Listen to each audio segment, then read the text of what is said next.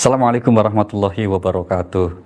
Seorang jurnalis asing pernah dengan nada satir mengatakan bahwa kalau Anda ingin belajar sabar, datanglah ke Jakarta, katanya.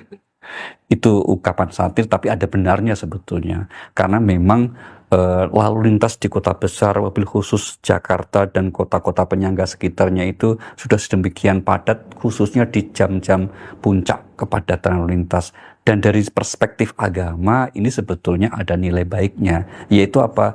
Disitulah kita dilatih untuk bersabar.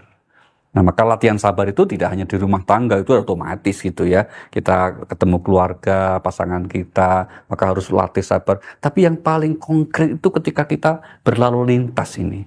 Bagaimana lalu lintas itu kemudian melatih pribadi kita, diri kita untuk bersabar. Nah, pertanyaannya, berlalu lintas yang sabar itu seperti apa? Nah, di antara pengertian ataupun disebut bersabar dalam berlalu lintas adalah ketika kita berada di jalan raya, kita sanggup menahan diri untuk tidak melakukan hal-hal yang melanggar norma, melakukan sesuatu ungkapan, ucapan, perbuatan yang dapat mencelakai atau menjelekkan orang, itu termasuk kategori sabar.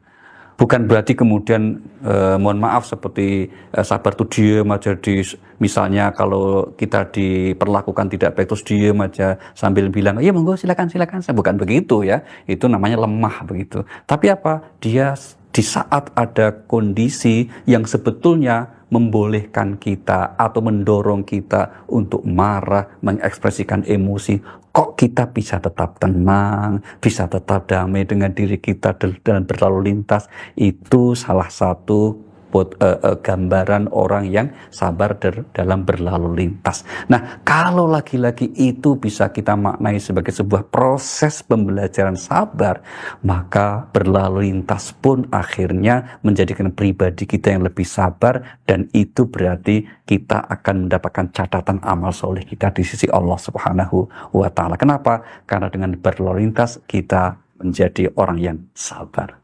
Wassalamualaikum warahmatullahi wabarakatuh.